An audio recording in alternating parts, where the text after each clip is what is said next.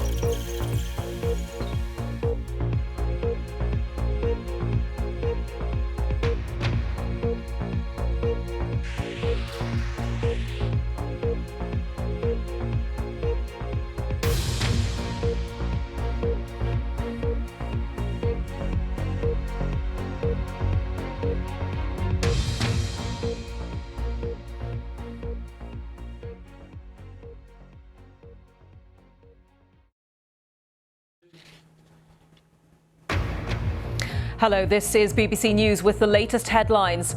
Military vehicles enter eastern Ukraine hours after Vladimir Putin recognizes two breakaway areas as independent states. Ukraine's president appeals for Western support. We are waiting for clear and effective steps of support from our partners. It is very important to see now who our real friends and partners are. Will any sanctions change Putin's mind? Senior members of the government attend a Cobra meeting chaired by the Prime Minister to discuss Russian sanctions. Boris Johnson says Putin is bent on a full-scale invasion.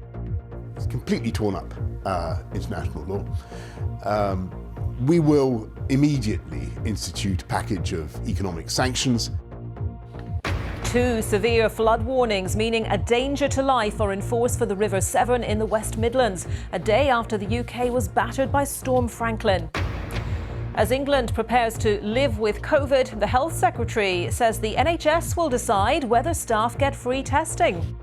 If NHS staff need tests, they will be provided with free tests, and that will be a decision for the NHS and those trusts.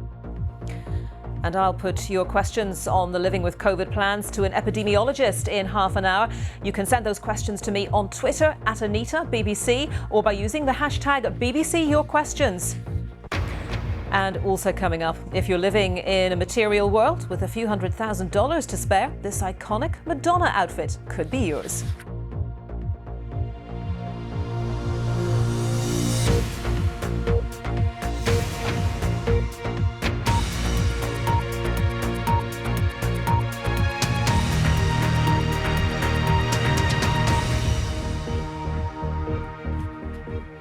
Hello, good morning and welcome to BBC News.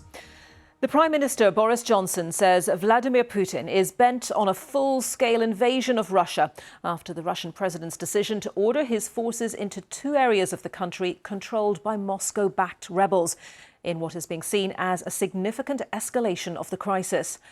President Putin signed a decree saying the troops would carry out peacekeeping duties in Donetsk and Luhansk, which he had earlier recognized as independent territories. Hours after his decree, reports from Donetsk said convoys of tanks had entered the main city.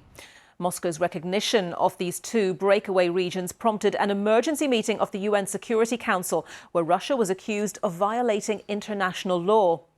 Meanwhile, Ukraine's President Volodymyr Zelensky says its people are not afraid of the Kremlin, adding its international borders will remain the same despite Russia's statements. And after chairing a Cobra meeting in Downing Street in the last hour, Boris Johnson has agreed to what the government is calling the first barrage of sanctions against Russia, which he will announce in the Commons later today. We'll hear from our correspondents in Russia and Ukraine in the next few minutes. But first, this report from Mark Lebel.